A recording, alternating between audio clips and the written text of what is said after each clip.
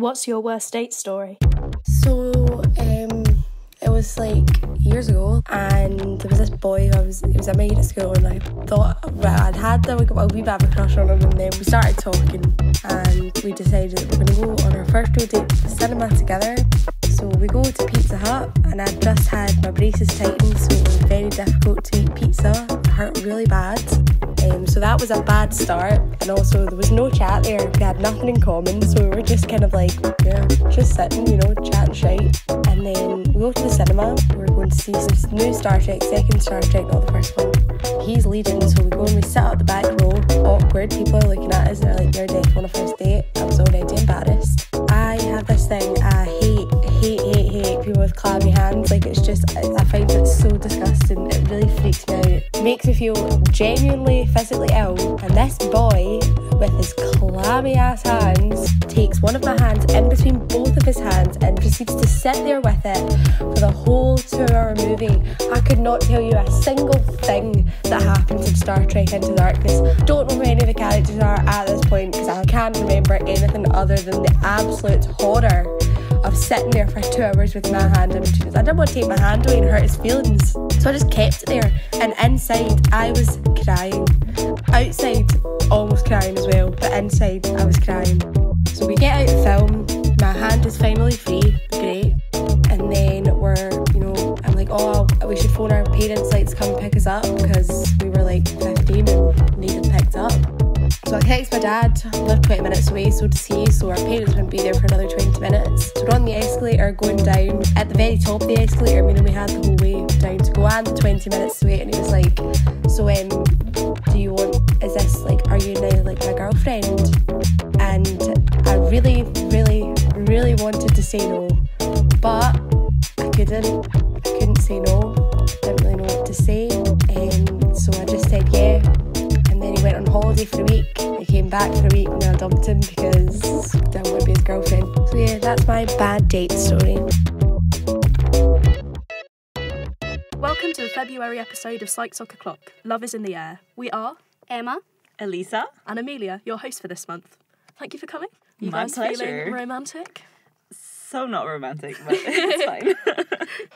We're going to be looking at relationships and attraction, from first attractions to long-term success, as well as satisfied singles and more platonic forms of love. So whether you have a Valentine's or not, there should be something for everyone. Although I have to apologise that a lot of the studies we use are very heteronormative. Unfortunately, that's the case in a lot of psychology research. But if anyone has any studies or other perspectives they want to share, please link it on the Facebook, on the YouTube, on Anchor, or you can email it to us at psychsococlock and we'll try and share it with the listeners. You may have noticed that rather than doing a campus chat this week, we've collected the very worst date experiences from students on campus. So we have to say a huge thank you to them for reminding us that things don't always start smoothly, but it's worth keeping on. Speaking of smooth talkers, we thought it would be fun to each bring a funny Tinder profile. Tinder's a popular location-based dating site where you can swipe right to like someone or swipe left to pass. If someone likes you back, you are matched and you can start a chat. Their website claims to have over 20 billion matches so far, and they say that 26 million matches happen every single day. So, which profiles did you guys bring? I have a really funny one that I actually found in the wild. It says, you can't choose your dad, but you can choose your daddy. Ooh, love it. adorable. I don't know, would you swipe right or left if you read that? Definitely right. If that's a yes, yeah, definitely right. Mine was threesome, no thanks. If I want to disappoint two people in the same room, I'd have dinner with my parents. Which I thought was quite funny. That's very good. My one was, the only thing lower than my standards is my self-esteem. Woo! So before we start, it would probably be good to define what we mean as love. And I found, according to Oxford Dictionary, love is an intense feeling of deep affection, and it can be a strong feeling of affection and sexual attraction for someone.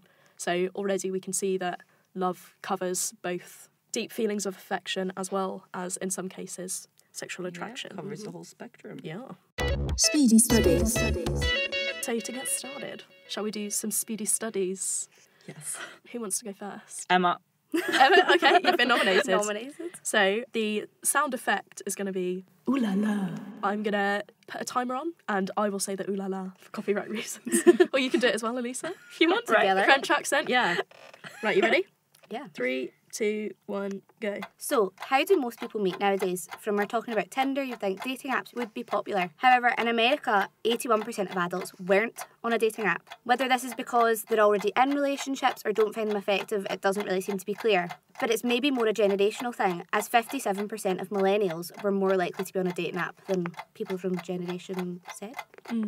But if they're not meeting through dating apps, then how are they meeting? Report Linker found that people in relationships met either through friends, which was 39%, 15% met at work, 12% met at bars or public areas, 9% met sports, religions or hobbies, something like that, only 8% on a dating app, 7% family, 6% school and 3% other. Do any of those results surprise you at all? I wouldn't have expected that people to meet that many through their families. Oh, you've got so 3, little through 2, hobbies. 1. Ooh la la. Do the lie again. Isn't that weird? It's weird that so little are through hobbies. Yeah, like you'd think that hobbies are quite a big part of your life, but is this for adults or? Yeah. Okay, well, then I guess it makes a little more sense. I thought some people might meet more through school. I know quite a lot of people who have been going out since school and have carried on throughout. So I thought like 6% might have been higher than that. Yeah, maybe they were together for a long time and then have broken up by the point they've gotten older. Very interesting. Shall we do aphrodisiacs next? Of course. Right. 3, 2, 1. Okay. So, an aphrodisiac is a substance that increases libido. At the base of this concept is the idea that there is an interesting interplay between psychological and physiological impacts foods can have on your body. I'm Italian, so when I found out that a lot of herbs and spices are considered aphrodisiacs, I wanted to delve a little deeper and understand just how much spices can actually do for you. A variety of animal studies have linked the intake of saffron to increase sexual behavior in rats. But how does this translate to humans and their sex drive? Does saffron spice things up for humans as well? In 2009, Shashma and colleagues instructed 20 males with erectile dysfunction to consume 1 saffron tablet a day for 10 days, at the end of which subjects reported a higher score for erectile function and intercourse satisfaction. However, when Safariad and colleagues conducted a similar study with 346 men, results showed no effect of saffron on sexual satisfaction. Now, these differences may be due to the similar study designs, and saffron may not be as successful and established as chocolate as in the aphrodisiacs department. Ooh la la. Oh, you just missed my punchline, you guys.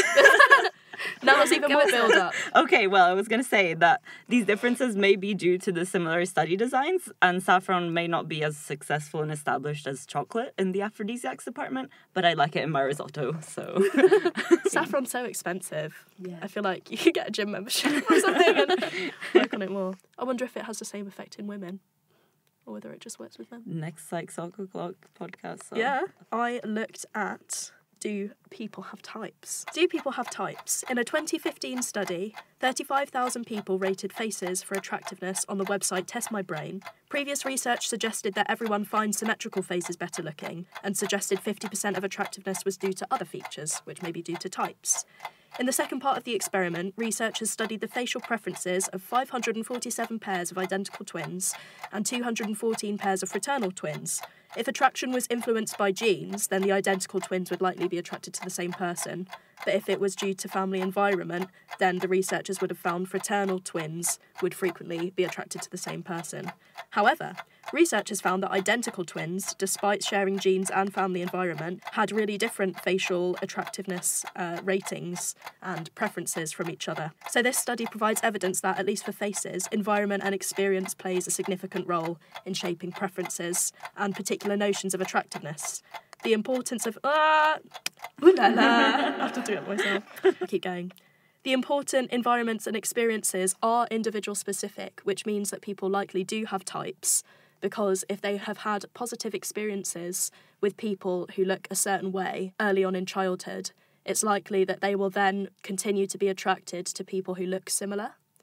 So this evidence kind of gives an idea that people do have types. And one of the authors of the study said, prior research has found things like, if you take a face and you pair it with a positive piece of information, that the face then looks more attractive immediately, and faces that look similar to that are also perceived as more attractive. So you can imagine as you go through life and form relationships, have friends and interact with people that you have more positive relationships with, you may come to find their face characteristics more attractive and then apply that in future. That's interesting. Yeah.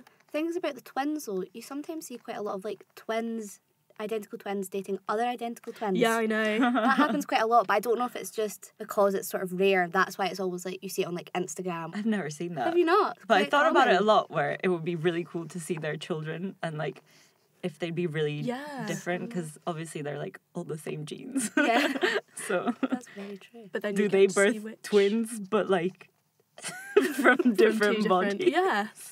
That would be Scientific such a insight. cool experiment. Yeah, we could try that. Just capture 2 pairs of twins. Do we have any twins? Do you know any twins? Hot or not? This segment is called Hot or Not, and we're going to be looking at physical attractiveness. So I think, Elisa, you looked at the best photo for dating profiles. I did. What did you find? So, you're on the hunt for a mate in the jungle that is Tinder, trying to find the best match for you. But you're so busy swiping, you might forget that people are swiping you left or right. So, how can you stand out from the crowd?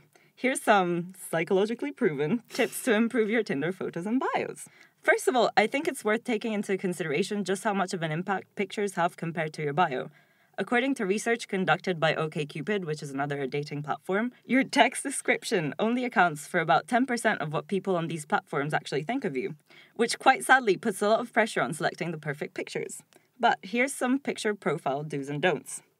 PhotoFeeler is an app where real-life people can give you feedback on your pictures based on parameters such as confidence, likability, attractiveness, smartness, among others. More than 6,000 ratings basically created a huge data set, and PhotoFeeler has shared their findings on which pictures tend to get higher ratings than others. So, I've gathered 7 things we can conclude from their findings. You can thank me later. Number 1 is don't block your eyes. They've seen that sunglasses decrease likability scores, whilst hair and shadows on your eyes drop competence and influence. Did they look at actual, like, optical glasses as well? No, this was sunglasses, yeah. Okay. Poor people with glasses. Yeah. Like, you can't be yourself. Some people love people with glasses, though. Yeah, I like that. 2, choose pictures with your jawline more in show, like where it's more defined. 3 is smile with your teeth rather than just with your lips, I guess. Yeah, my mum always says that. She's like, show your teeth. But then it was actually also shown that if you post a picture where you're laughing too hard, people don't like that. So it's just like, you gotta find the That's sweet weird. spot in the middle. Yeah, it's like, stop having so much fun. Happy but not too happy. Yeah. 4, which was one that's actually stressed in a lot of research, is that you should show expansive body language in your pictures. So it's better to just like be open. I don't know if it's Like something like pose. yeah, Yeah, like you know, like gorillas or like I guess, big, like, when yeah. people stand in photos in a cool place and have their hands Like more out to either confident, don't side, you? or- yeah, suppose. I guess they look more approachable as well. Yeah. Number 5 is dress formally. For men especially, dark-coloured suits and light-coloured button-downs seem to do the trick. And 6 is crop your pictures to show head and shoulders or head to waist, and avoid just head close-ups and full body shots. Okay. And last but not least, 7 is squinch, which, similar to Tyra Banks's smize, which is smiling with your eyes, squinching is a light squint. And this is because wide-eyed photos actually make you appear more fearful and uncomfortable, while squinching will make you appear more confident.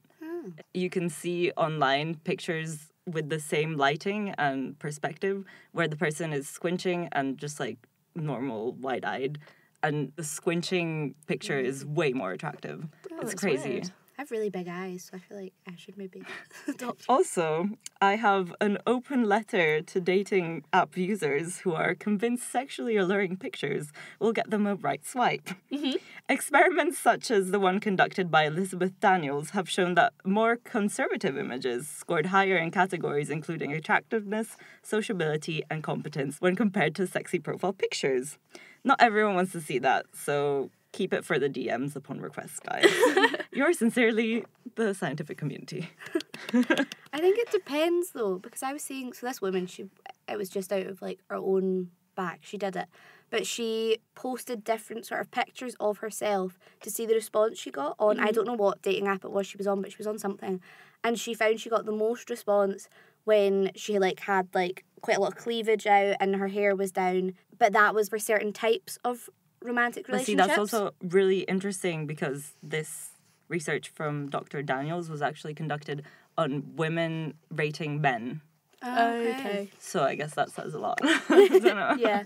It was just interesting because she dyed her hair blonde, and it was like they preferred her with her brown hair, and she was like, when she had glasses on, she got less reviews. It was obviously like just from her own experience, so it's not got any like validation against it, but it was very interesting to read on the fact about that. So. Yeah. Did you find anything about physical attractiveness in general other than in Tinder? So I was looking at physical features across different cultures. And in particular, I suppose one of the most interesting things is from like Western civilizations to maybe sort of like tribes and stuff where people are relying on hunter-gatherer instincts type thing. And this is quite an old study, but in 1999, Weissman and Marlowe revealed preferences from a hunter-gatherer tribe called the Hadza in Tanzania, and they survive almost exclusively from foraging wild foods. And it was found that they preferred heavy over medium and medium over lightweight when deciding their desirability for a wife. So it comes up the question, why is it that some cultures prefer heavier and some prefer skinnier? And I think it's mostly to do with BMI. So basically, I think it's if there's different risks associated with the changing in BMI. If you're looking to survive on different foods, you're obviously a higher BMI is more desirable because it's for health and longevity, whereas in sort of Western countries where we have a wealth of food and supplies, then that's why I think it's sort of lower BMI is preferred. Yeah. Which would make sense, I suppose. Yeah. I found when looking at waist-hip ratio that a low waist-hip ratio is supposedly considered most attractive across cultures. So that means having a very small waist and either wide hips and a large bum or big breasts or any combination of that. And Singh did an experiment in 1993, which is the most famous experiment into waist-hip ratios, with college-age men. College-age men find female figures with a low waist-hip ratio more attractive, healthier, and of greater reproductive value than figures with a higher waist-hip ratio. And I thought maybe that was just young college-age men. But he also did a study with 25 to 85-year-olds. He found that they also prefer female figures with lower waist-hip ratios and assign them with the same qualities. But in a 2010 cross-cultural study, Singh found again that men are most attractive to women with a fairly low waist-hip ratio, approximately 0.7, and a BMI of around 20. So even though 20 years nearly has passed, it still seems to last a long time. And this was true across different racial groups. So even in places in Cameroon, in Africa, Komodo Islands, Indonesia, Samoa, New Zealand, this seemed to be a trend. And it's thought that shapeliness shown by waist-hip ratio and thinness from BMI in women is found more attractive because they're markers of fertility and health. But then another study by Lasek and Gorlin actually found that women with low BMIs and a low waist-hip ratio have less live births later in life compared to women with higher waist-hip ratios. So although the perception is that they're more fertile and have a better reproductive value, that actually tends not to be the case, which I found quite interesting. I wondered what you guys thought about the Kardashians as well, because they're a very exaggerated case of low waist-hip ratios because they use waist trainers to really kinch in their waist. That's crazy. I feel like normal ranges of low waist-hip ratios that don't include Kardashians or whatever, there's a reason why we're biologically maybe driven to find that more attractive. It might be cultural as well, but I feel like our attraction is very biologically driven because I remember reading a study, but I don't remember who it was from, trying to research if men would find women with a certain curvature of their back more attractive than women with a straighter back. Because apparently with a certain curvature, when they're pregnant, they can carry the baby better and not sprain their backs as much. And they actually found that men are more attracted to women with a certain curvature. So, and it's not really something that's deep within our culture that is like, oh, she has a straight back. That's not sexy. I think even though from the Kardashians use the waist trainers, I think that's always sort of been a part way back when there was corsets and things. Yeah. There's always been that sort of need to make your waist look smaller. So I think it probably has been across, it's been known that that's what people are looking for, which is why we've then done it. But they are sort of the modern day version of, I suppose, the extremes of your corsets and things like that. Yeah. I wonder if it's to exaggerate the differences between male and female bodies, because men tend to have straighter profiles. But I swear, 10 years ago, it wasn't that big a thing. Wasn't it, small hips more in style? Well, it changes quite a lot through, the flappers in the 1920s, they were considered most attractive and they had very kind of masculine, straight bodies and small breasts and wore, dresses which made them look like that. So I guess it does also depend on fashion. Talking about the Kardashians, this brings up quite an interesting point, because I think it's quite easy to get discouraged when you see exceptionally attractive individuals being portrayed in the media. And it kind of makes you think that if you don't look the same way, it's almost going to be impossible for you to find a partner, right? But in reality, you only need to be moderately attractive to be attractive to most of the population. Yay! And why is this? It's the concept of assortative mating that supports that couples tend to pair up with people who correlate highly with their levels of attractiveness. Apparently, we subconsciously take this a step further. Not only do we tend to pair up with people in our league, studies have shown that we actually prefer individuals with phenotypes which resemble our own, including appearance, height, and IQ. So I was wondering, do you guys find men who are more intelligent than you more attractive, or do you shy away from them? I think it depends how they display their intelligence. So That's very true. if they talk over you and feel superior, then no. What about you, Emma? I think intelligence is not too big of a deal. I think it's more dependent on you can have a conversation and it's a two-way thing, as opposed to just you're just talking at them or they're just talking at you. I think is important rather than the actual intelligence of, but as long as you can both have points and have a thought on a topic, and I don't think the actual intelligence of a person makes much of a difference. Yeah. I feel like for me with a significant other, if they're intelligent in my same field, I tend to get really competitive and that's just really bad. So I feel like intelligent is really good. I don't shy away from it, but I'd rather it be in different fields so we can kind of grow with each other. I don't know. Yeah. And give each other strengths. And you can share interesting bits of knowledge from the different areas. Yeah. I was thinking, have you ever seen a couple and looked at them and thought, oh, they're brother and sister? And then you see them holding hands and you're like, okay, never mind, they go out. So the question is, why are we attracted to people who look like our family members? A report from the Personality and Social Psychology Bulletin in 2010 stated that not only are people more attracted to people who resemble their family members, but when participants were shown photos of strangers and their own face morphed, compared to just the stranger's face, they preferred the one that was morphed with their own face. So you actually do fancy yourself pretty much. And going on from that genetic assertive mating which you were talking about, a study in 2014 by the University of Colorado found that when looking for a long-term partner, we tend to go for people with DNA that's very similar to ourselves. Really? Yeah. So it must be a sort of familial situation. Oh, that's not what I would have expected, because there's a study which I really like called the Vedakind t-shirt test, which Elisa's going to expand on, so stay tuned. we can talk about it then. I just thought you would want to sort of diversify your gene Genes, pool. yeah. Would be my thought, but apparently not, according to this. So. I guess there's a lot of studies on it, so Yeah, I think it's probably we mixed. can't rely No, knowledge solely on on a one. couple, but Yeah. I looked at men's physical attractiveness because we talked a bit about waist-hip ratio. So before we start, do you guys think there's a particular male physique that you find more attractive? Large hands. I just Yeah? don't know what it is.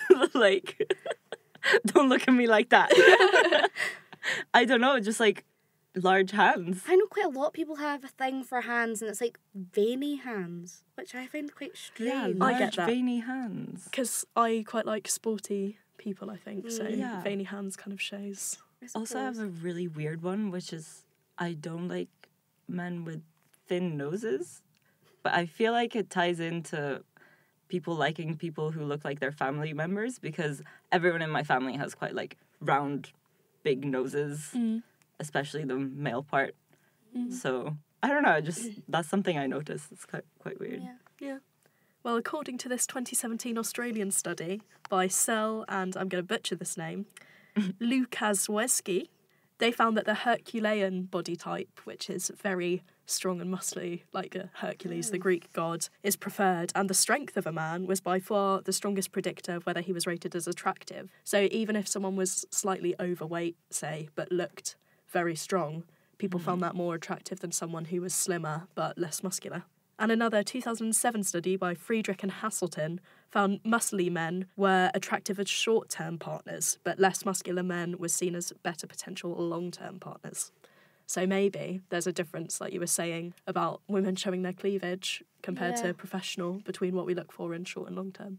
Speaking of hips and body types, I had a conversation with Peter Lovett, who is sometimes known as Dr. Dance, about attractiveness and dancing. And he's actually written a book called Dance Psychology, which goes further into his research and ideas about dance, which I will link in the description and the references. But I thought I'd play you guys some snippets where he talks about how to look sexy when you're dancing. Amazing. Thank you very much for being on the podcast. Thank you for inviting me. So, you are known as Dr. Dance, and I was wondering if you could explain to the listeners what kind of research you're working on at the moment. I do all kinds of research into the psychology of dance, and once I appeared on the Graham Norton show, and at the end of the Graham Norton show they put out the clip, and they called me Doctor of Dance on that clip. Forevermore, then all kinds of media people then called me Dr. Dance. So seeing as this episode is a Valentine's episode, I was wondering if you could tell us a bit more about whether there's an objectively better or sexy dance style. In terms of dancing and attraction, there's a fantastic connection between the way we move our body and how attractive other people perceive us to be. Now, of course, this goes back. Charles Darwin in the 1870s argued that dance forms part of the human mate selection process. And other researchers more recently have suggested that the way we move our body is linked to our hormones and to our genes, such that our genes have an impact in how we move our body, and then to the extent that we're then communicating characteristics of our genes to other people, and other people perceive this quite implicitly. It's a marvellous relationship. There are some forms of dancing that people find very attractive, and other forms of dancing that people find less attractive. In one study by Brown et al., they found that your genetic makeup influenced how you moved your body. And they found that people with, as they called it, high genetic quality danced in a way that people found very attractive.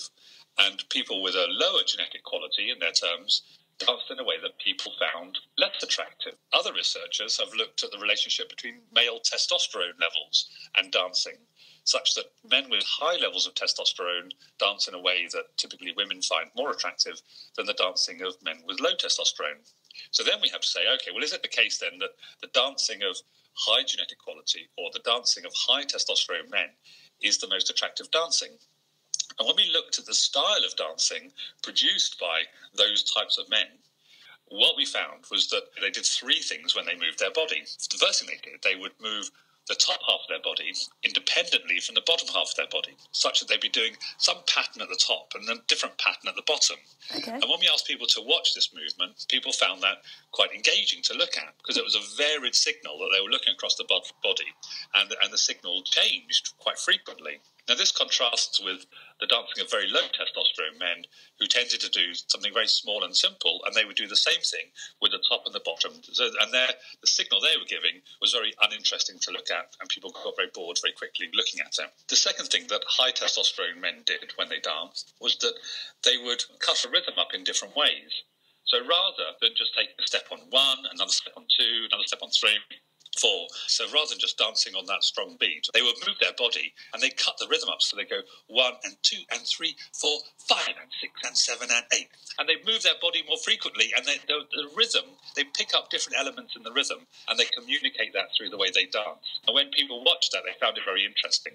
Whereas the very low testosterone men tended to dance on the strong beat. And the third thing that high testosterone men did was to look around them, and they would pick up some movement patterns from the people they observed around them on the dance floor. So they'd look around and they might see somebody moving their head in a certain way, or they might see somebody's arms moving a certain way, and then they too would move their arms in a complementary fashion to the way that other people were moving. Now, that art of picking up other people's movements and incorporating them into your own becomes like a conversation then with the body, whereas the very low testosterone men tended just to dance in the way they were going to dance, and they often to be quite self-conscious, and they wouldn't integrate other people's movements in. If you want to dance in a way that makes you more attractive to other people, then you might try adopting those type of movement patterns into your own dancing. Did you find also, was there something different that was perceived as attractive in women compared to the things you just talked about in men? What we did, we looked at the dancing of women at different stages of their menstrual cycle. And what we found was that those women, when they were dancing at the more fertile stage of their cycle, tended to isolate parts of their body more and move them.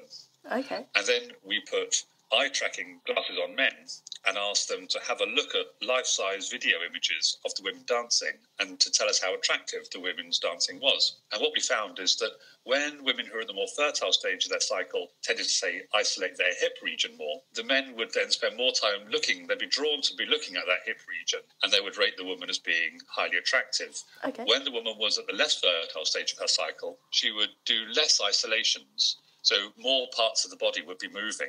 And then the man's eye gaze would then move right the way across the body, and the man would rate her as being less attractive. Now, of course, when we first did this, we were worried that we might have a sampling error, and we were concerned that maybe it was the case that women who just happened to be at the fertile stage of their cycle always danced like that.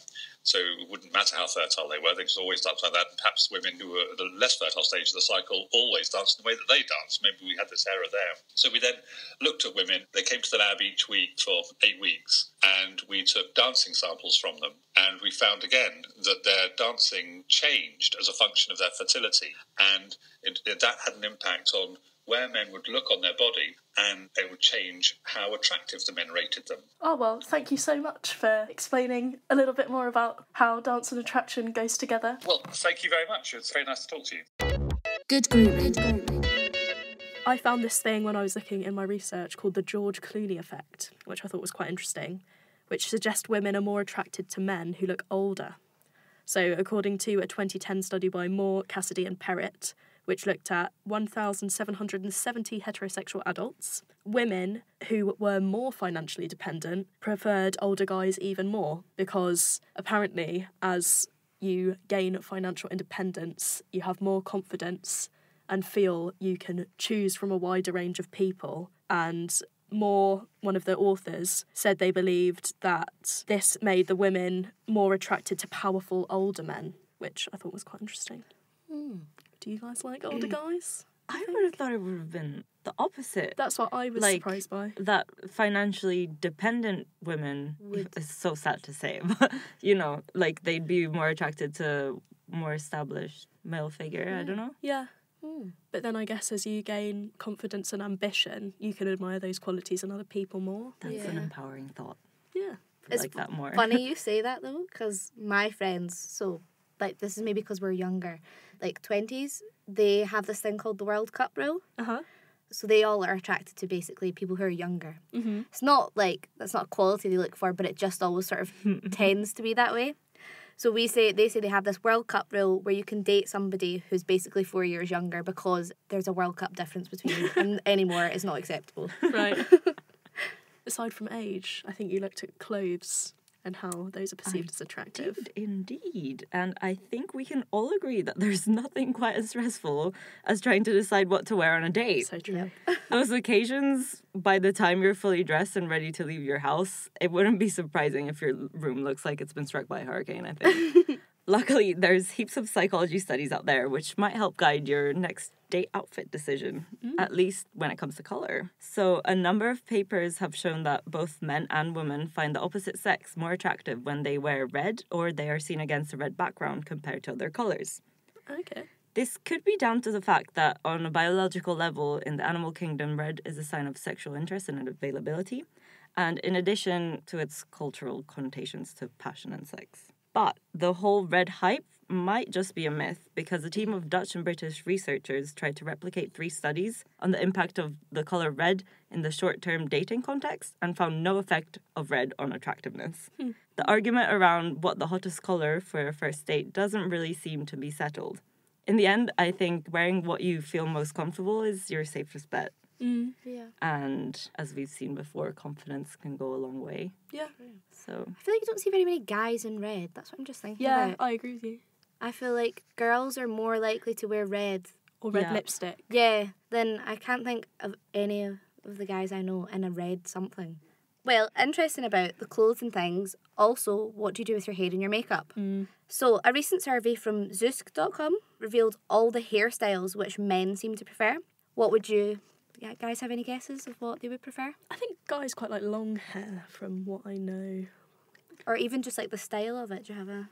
I think just wild, like, locks So is what I'd like to think, because that's what I am. Triangle, I'm hoping for me. So 38% voted for down and straight hair. Emma's on it. Natural hair. And 33% voted for curly and down. And then 13% voted for a sophisticated updo or a simple ponytail. And it seems that women also prefer hairstyles that are either straight or curly, so it seems to be a universal thing. So the top turn-offs named by men included greasy hair, hair that had too much product in it, or dyed unnatural colours. That's just mean. I know. I think you can get some really nice, bright coloured hairs, you know? Yeah. I think it makes you look quite confident. If you're confident enough to pull off that colour of hair, I think it sort of says something. And then in terms of makeup, 70% of men said the first thing they noticed about a woman was her eyes, which is that's a nice. lie. Probably, yes. And the preferred makeup seems to be light eyeliner, nude shadows, and a pinch of mascara. Okay. So, Did they describe it as a pinch of well, mascara? that's what it says. I think guys don't tend to like very elaborate eyeshadow patterns. I think that's more women trying to show their skill to other women. So I think women appreciate that more because they'll be like, oh, that's really artful and nicely done. But I love that. It's Yeah. so cool to see. Yeah. I looked at beards, moving on from hair. And there's an influential theory that men's beards are decoration, like a peacock's tail in the wild. Not the wild Tinder, like the wild. A 2013 study by Dixon and Brooks looked at how both sexes perceived clean-shaven, lightly or heavily stubbled and fully bearded men. And women judged faces with heavy stubble as most attractive. And they saw heavy beards, light stubble and clean-shaven as quite similar levels of attractiveness. But men rated full beards and heavy stubble as most attractive, which I found quite interesting. And men and women rated full beards highest for parenting ability and healthiness. And the perception of masculinity increased linearly as facial hair increased. So maybe... Testosterone! Yeah. Maybe the men preferring full beards is maybe because I know quite a lot of guys struggle to grow a beard. Yeah. So it might be that's the reason they see it as very attractive, because it's like, oh, if they can grow a beard, that's amazing type thing. So I don't like stubble. I feel it's really itchy. Like 3-day stubble is itchy, but once it gets to 4-day, you're fine. I'm not really a beard I person. love beards. Just, Yeah, I'm a fan of beards, but just you do you guys. yeah. What do you guys think of aftershave? I like a nice, I quite like it strong. I quite like it strong. A strong aftershave. I found something really interesting about perfume and aftershave in general, where men and women tend to choose scents that resemble their own kind of natural smell, Okay. which links in with pheromones and sweat and all those lovely smells, and leads us to talking about one of my favorite experiments of all time, conducted by Wedekind in 1995, and it's called the sweaty t-shirt experiment. So basically, the experiment was set up to understand if women would be able to identify males who had a genetic makeup which would boost the immune system of a potential child in combination with their own. It's thought that men and women with dissimilar immune systems will cook up a baby with a pretty solid immune system. So, the study focused on a complex of genes, for you biology nerds out there, the major histocompatibility complex genes, in the immune system, which is known to protect against pathogens. When it comes to immune system, the more diverse it is, the better. Women were asked to smell a total of 7 shirts belonging to different men who had slept in them for 2 nights. 3 of the shirts belonged to men with similar immune systems to them, 3 belonged to men with dissimilar immune systems, and 1 was just used as a control. It turns out that women prefer the odors of men with immune systems dissimilar to their own. The fact that women preferred men with genetic makeup which would be beneficial to future babies shows that attraction is, at least in part, influenced by biological factors. That's contrast with what you found about being attracted to people who look similar to your relatives. It's strange, I wonder. But also, you know how we were talking about perfume and aftershave? You'd think that that would kind of mask the smell. We tend to match our sense with our major histocompatibility complex genes, apparently. So I wonder as well for like long-term people, if you were to put them in a room, they would know the smell like of their person they're in a relationship with. Yeah. Or if like that's totally subconscious. Like if you were to put in a room with random plus the person you're in a long-term relationship with, if you could. Like I can smell my flatmate's clothes and be like, that's Yeah, I hers. think so. I think you can smell. I think people have a smell. Yeah. But I don't think it's something I would notice like right away on a date, sort of, to be like, oh, this is who I would choose as a partner. When I was little, I remember going to different people's houses And it smells. and thinking, oh, this house has a smell. And then people would come to mine and I'd say it and they're like, well, your house has a smell. I'm like, no, it doesn't. What are you saying? I guess it's just what you get used to. Yeah, actually, the role of pheromones, have you guys ever heard of those? They're substances which are secreted by an individual to the outside and are received by another individual.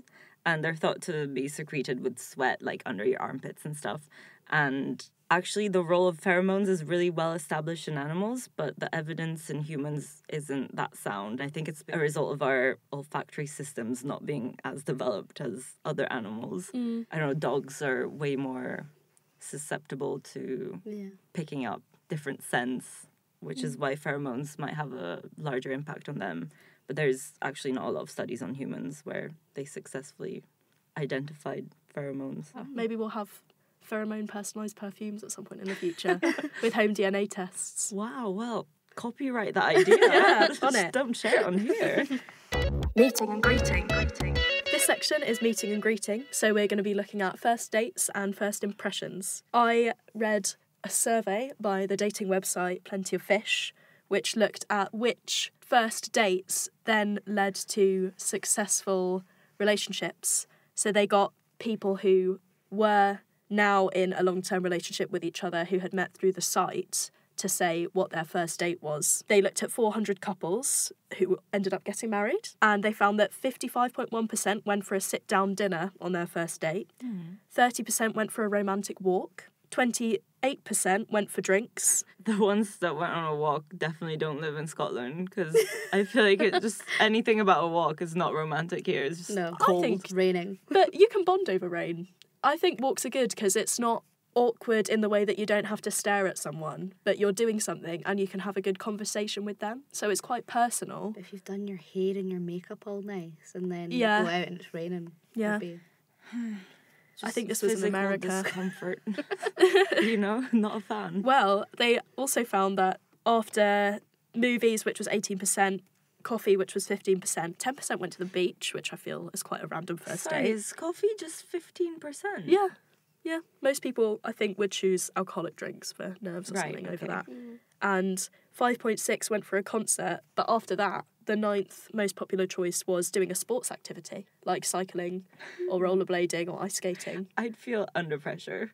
Like, It's funny sometimes, though, if you can't do it well, because Yeah. they can help you or you can help them. oh my god, I was like, lean down, help me. And then finally, the 10th favourite one was an amusement park or a fair. That's so That would be- American. Yeah. It's so funny. It'd be cool though, wouldn't it? Which ones of If it was these nice. do you guys think would make the best first date? I think walking, but Coffee. You, like, don't underestimate the powers of caffeine. My personal experience, I went to the cinema and I think it's quite good because if it's awkward, you don't have to talk, yeah. you know? But then if you talk, you know everyone in the theatre. No, but like, so you can watch the film and then if it's awkward, you can just leave if there's not been like Right. before and after. Yeah. But if after there's something, you can like, we then went a walk and went for drinks, but like, depends. And at least you've got the film to talk about. Yeah, exactly. Which kind of film would you watch, though? Would it be a comedy or... Well, you didn't ask me which kind of coffee I would order. Sorry, which kind of That's coffee would so you rude, order? honestly. Cappuccino with cocoa powder on top, please. Almond milk. Well, from personal experience, I went to see a horror film. Okay, that's brave. So you can hold his hand? No, I quite like horror films, so I Oh. quite like the adrenaline of like. I went to see I think it was The Conjuring, so it was a Wow. while ago. That is an intense horror yeah, film. it was good though. But I suppose I don't know. I think it depends what kind of films you like. Yeah, and then I guess you can filter out people who don't like horror films. Yeah, I also found a study by Bale, Morrison and Carroll in 2006 where they looked at conversation starters, and they found women found conversation openings involving jokes, empty compliments and sexual references very unattractive. But the ones which revealed helpfulness, generosity, athleticism, culture, or high culture, I guess, in brackets, and wealth were highly rated. Wealth can come across as quite arrogant, though. Yeah. If somebody, all they're talking about is Yeah, you money. gotta deliver it well. But Yeah. that's just conversation openers. True, so. yeah. Yeah. There's a behavioural economist called Dan Ariely who actually suggests, rather than going for small talk, to ask really risky questions so that you can make the date a bit more exciting and find out quite a lot about the It's like, person on their Does first this date. dress make me look Well, no. fat? One of the ones he suggested was, how do you feel about abortion? Have you ever broken someone's heart? And how many romantic partners have you had so far? Just scratch the advice of don't talk about your exes. Yeah, Right. which I felt was an interesting approach. I don't know. I think you need to know somebody's boundaries before you can ask those sorts of questions. Yeah, Because you don't want to offend somebody. Say you like them and then you were like, gave one of those questions and they were like, I'm never seeing you again. Yeah. You sort of ruined your chances. what's the best greeting for a first date? Did you have a chance to look at that? Actually, I did. There's not much scientific research around this, but different greetings people around the world tend to give normally. So, I don't know, I'm Italian. When I meet someone, we just kiss on the cheek. Whereas I know Emma hates that. She doesn't even like to be hugged. I don't know. Like, it's like a 5 meter away. Hello. Is with it your always a hand. handshake? I don't know. Anytime if I see my friends or like my boyfriend, I don't hug them. I don't do anything. I'm just like, hi, how are you? And then I go to whatever we're doing. Mm-hmm. But I don't know if that's a very Scottish thing, like no hugs, or I don't know if that's just me personally. But none of my friends, like I would never, unless I've not seen them in a while, I would give them a hug. But not really, no, not very touchy-feely. I think I hug people quite a lot. No. I think hugs are just the way to go. Like, I've lived in many places and they all have different ways of greeting each other. And just, you can never go wrong with a hug. It's safe, but isn't it? you can go wrong with a kiss in a culture where people don't really kiss. It's really awkward. Yeah, and I think you looked at body gestures as well on first dates. Yeah, so I was looking at body gestures, and the most common thing seems to be mirroring a person's body language, which I think is one that's well talked about because it seems that it's a good way to establish a connection with somebody. So doing things such as mirroring their posture, their tone of voice, and their talking pace, which I thought was quite an unusual one, to talk up and like the same speed as somebody. Yeah. I'm not sure. And it is suggested that body language is also a good way of telling if the person you're on a date with is interested in you. Mm-hmm. So positive cues include your partner moving towards you, their feet pointing towards you, their legs being uncrossed, their arms being open, and their palms up. Okay. I'm not sure why up, but that was what they found. Playing with good Collect spare change. Yeah. yeah, playing with jewellery or their hair, smiling, and eye contact. And then negative cues are basically the reverse of many of them, and things Palms down. itching, it is palms down, and then like itching your eyes, scratching your nose, rubbing your back of your neck. I itch my eyelids all the time. Yeah, I which don't know why. think like the research is a bit like I don't know whether I believe it wholeheartedly. Yeah. Because I know I sit with my legs crossed naturally, Yeah. so that's me already. I'm not interested. Well, how would you? What do you guys think? I do this thing where I like tap on my collarbone, Same. or I'll play with jewellery if I have it. I play with a necklace. I sit and move. Like, I have pendant on rings it. on my necklace normally, and I just like stick my thumb in the rings attached to the necklace. Psychomyth of the month.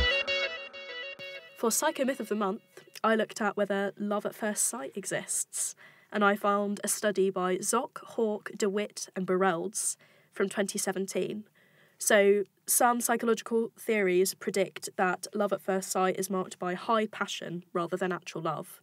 Others argue it occurs once people are in a couple, they have memory confabulation to enhance their feelings of satisfaction once they are a couple, and looking back they say, oh yeah, we fell in love at first sight, it was really romantic. But perhaps they didn't feel that way at the time. So these researchers assessed feelings of love at the moment participants met their potential partners for the first time, collected using an online study, a lab study, and 3 dating events, and then continued to ask them.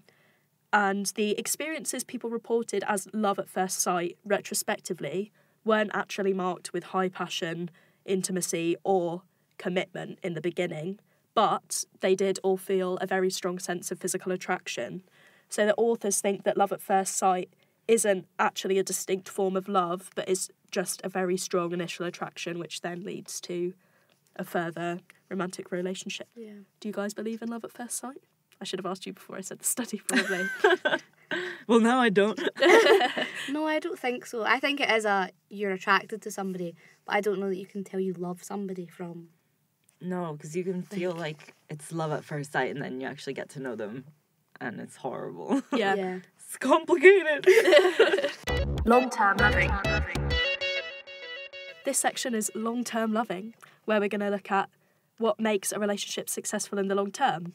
So I found an APA article called How to Keep Your Relationship Happy, and their tips were check in with each other regularly, don't just talk about small talk, but actually engage in more meaningful conversations so that you can continue to feel connected to each other. Lavner and Bradbury in 2013 found that communication style, similarly, was more important than commitment levels, personality traits, or stressful life events in predicting whether happily married couples would go on to divorce. And they found that negative communication patterns like anger and contempt were linked to an increased likelihood of splitting up. So That doesn't sound very good. no. And they found that in another study by Burdett, Brown, Orbuck and McLaughlin, I think, in 2010, that couples who use destructive behaviour during arguments, like yelling, using personal criticisms, or stonewalling or withdrawing from the discussion, were much more likely to break up than couples that fight constructively. And you can fight constructively, according to them, by trying to ask how your partner is feeling, listening to their point of view, and even trying to make them laugh in the middle of an argument to dispel tension. Which I don't think is... Yeah, I don't think it's that surprising that arguments which are constructive lead to better relationships, because it means you can address common issues and then try and work on them. I feel like you might want to be a little careful with the trying to make people laugh in those situations, though, because they might feel like you're making fun of them or not taking the thing too seriously. Yeah. The APA article also talked about boredom in relationships.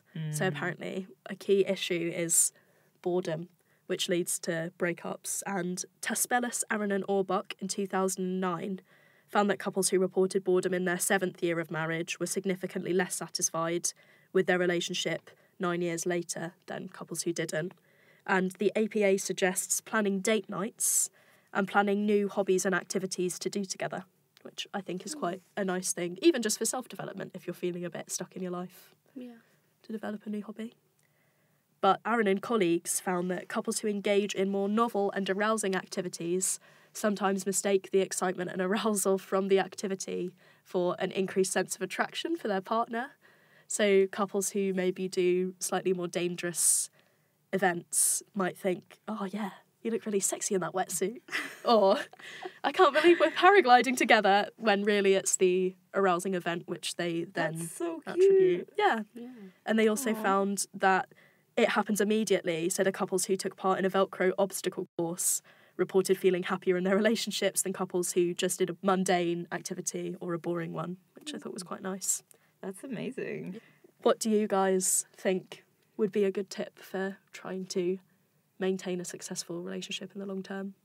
I don't know. I think it's got to be, like, easy conversations really important. Like, you need to be comfortable with, like, I could speak about anything.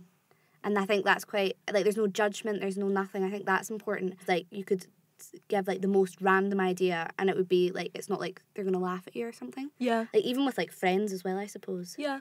Like, it's a similar sort of situation. Yeah, I feel like when you're talking about friends, you never have the problem saying, like, I'm scared we're going to get bored at some point. Yeah. So I think if you're with someone who is your friend to begin with, I don't think you'll encounter that as often. I think that's why they suggest not just small talk, because it's more interesting to have deeper conversations. And someone's view as well during a marriage or relationship might change. And I always find I enjoy conversations with friends which are sort of deeper without judgment. Definitely. Did you look at whether long distance as well can be successful? So I know long distance often causes a lot of speculation of whether it works, whether it doesn't. A recent study has shown that long-distance relationships with stronger emotional connections have better longevity, I guess, because the relationship functions better. It seems to be that a lack of trust is one of the main things that causes issues to begin with, because people have high levels of anxiety that someone could be taking their place. And so in an attempt to protect ourselves from being hurt, our brain tends to highlight the negative aspects of the relationship to prepare us for the worst. So it seems to be that the way around this is constant reassurance, and that's required from both sides. And I think you have to keep your partner up to date on what's going on in your life and just keep them included so they don't feel left out and they know what's going on. Yeah. A study by Catherine Maguire in 2007 showed that couples who stay positive about their long distance and are aware that it's a temporary issue are much more happy and they're less distressed in general. And actually, some research has found that long distance relationships tend to be stronger than geographically close ones. Okay. So research at Cornell University and the City University of Hong Kong in 2013 showed that people who are apart from their partners, they sort of idolise them because they're far away, they've not seen them in a while, so they sort of build them up in their head. Yeah. Whereas when you're close with somebody, you see them all the time, you know, it's not this like built up fantasy of what they're like. So when you're daydreaming, you're daydreaming about your partner who's away. Would that be harmful though when they meet up I wonder again? if they meet again, they just fall short of their dreams. It might be, but it seems to be that that's the way. And it seems to be that long distance actually does work if there's trust and positive thoughts and there's a realisation that it's temporary. Yeah. I don't know Trust if... is a huge one. Like, it must be exhausting if you don't trust each other. You're I think just it's always important on for edge. any relationship though, not even just long distance. And just long distance would mean you couldn't keep as constant an eye, I guess. Yeah. So if a relationship isn't going to work long distance, then it's probably not because of the long distance. It's maybe that the long distance exposed problems. Yeah. I think time zones can have an impact as well, because if you're awake while they're asleep or something, that can then sort of disrupt your communication. Yeah. Well, looking at communication and culture, I think, Elisa, you looked into languages of love. Dr. Gary Chapman proposed a model containing 5 languages of love, where he attempts to explain how people communicate and receive love in different types of relationships. So from family and friends to romantic partners. And these 5 languages are gift-giving, physical touch, words of affirmation, acts of service, and quality time. So would you guys say you have a specific language of love you identify with more? I think quality time, probably. Mine's gift giving for sure. Dr. Chapman actually says that with gift giving, it says to increase relationship satisfaction and positively reinforce relationships. So you're doing well. I think for me, it's words of affirmation. I like to verbally communicate in an encouraging and active, appreciative way. And do you like to dedicate time? Yeah, I think it's more important, like, to be with somebody, I think. Yeah, I think Dr. Chapman actually described quality time as quality over quantity. So if it would be like sitting on a couch, actually engaging in a conversation, as opposed to sitting on a couch watching TV together. Yeah, definitely. Puppy love. In this segment, Puppy Love, we're going to be looking at non-romantic love and the satisfaction of single people. So I looked at De Paulo's research into whether single people are happier, and she's a psychologist who actually specialises in the mental health of single people. And in her meta-analysis of 814 studies, she found data to show that single people are more connected with family and friends, whereas marriage tends to make 2 people more insular. And it implies that single people might have more fulfilling social lives and experience greater psychological growth than some married people who just look to each other, which I found quite interesting. And also, I think particularly married people sometimes tend to look to the other person for every single social role that they need. So they're expected to be like friend, counsellor, lover, co-parent sometimes, even sometimes like in a business together, which I don't think I could. I actually cope with. read something once that's, I think, shaped my view on this a lot. It was about your soulmate, and we sometimes don't realise that there's more to soulmates than your romantic soulmate. That's just one aspect of it. You can have a coffee soulmate or an academic soulmate, soulmate you can I don't know, laugh with, like a joke's soulmate. So there's more aspects to this notion. I think it's important as well, like when you get into a relationship, not to cut yourself from other people around you. I know sometimes that happens because obviously you want to spend a lot of time together, but then that sort of impacts everything else. So you then are forced to rely on that person almost as everything. Definitely. She actually found, like you were saying, that more self-sufficient people who were single were less likely to experience negative emotions. But within marriage, greater self-sufficiency actually was linked to stress and difficulty, perhaps because there's this expectation when you're married or in a couple that you only need the other person, and if you express feelings that maybe you look to other relationships for other strategies, like a coffee soulmate or an academic soulmate, your partner might feel like you think they're failing in their role. Aside from her research, she criticises a lot of studies which claim that married people are happier and healthier because they don't look or consider the consequences of divorce, which are quite high in the society we live in. But on a happier note, pets. Doggos. Doggies.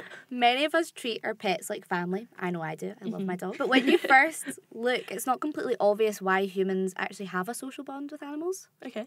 In captivity, different types of animals form social bonds, and in the wild, even some species coexist.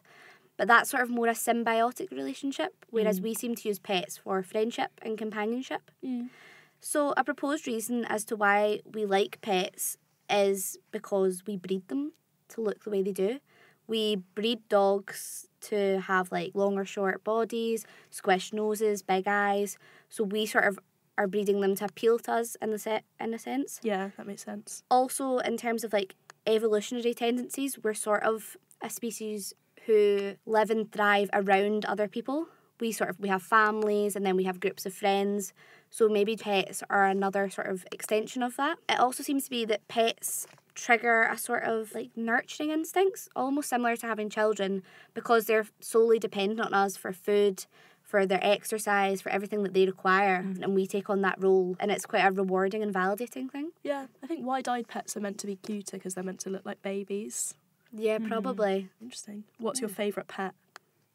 Well, I would need to say my own dog. I have a little sausage dog. So cute. But he's basically a baby, which is like he's my mum's third child. So I think that might be Third why. and favourite. Exactly, definitely, yeah. What about you, Elisa? My dog, my beagle, he's now in the clouds. Yeah, is a but dog. he was the best. What about you? I love dogs as well. I've got 2 dogs back at home who don't love me. And all the dogs in Glasgow run away from me because they sense my desperation to pet them. So it's just really sad. So this podcast this month was not for cat lovers.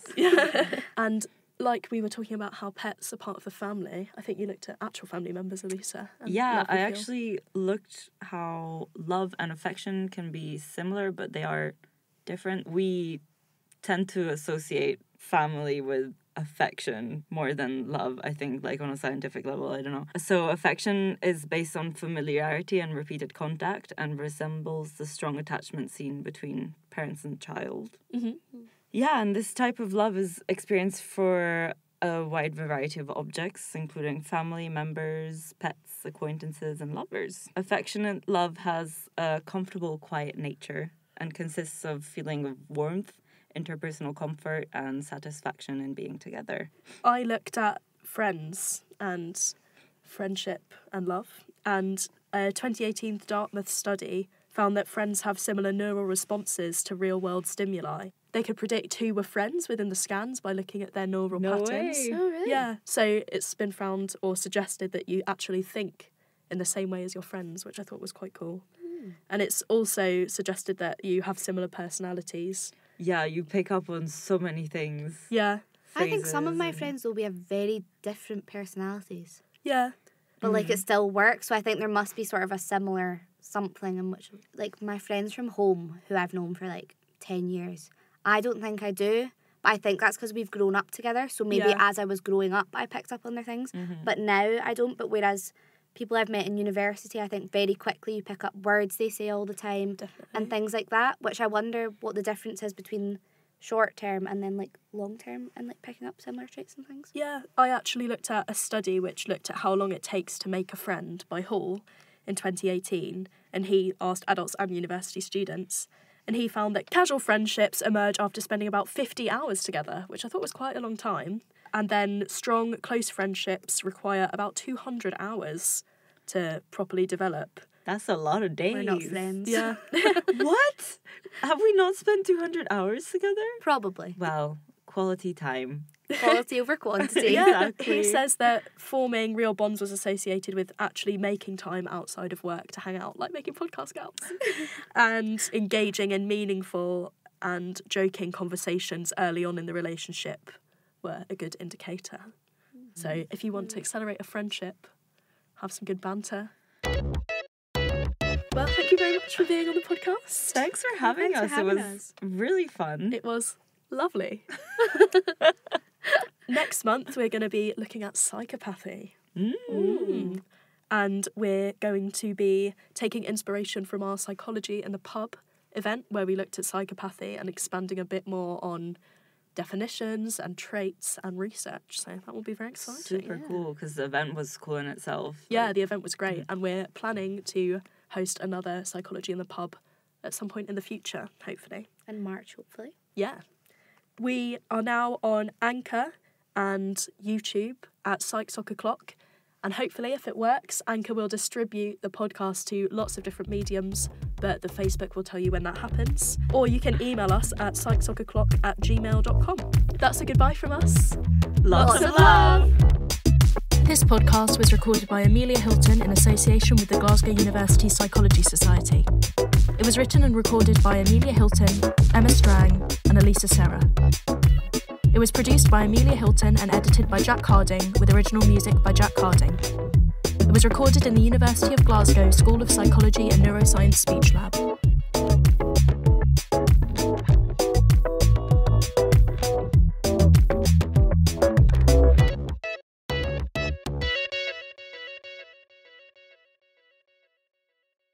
Jack, if you're listening to this, hi.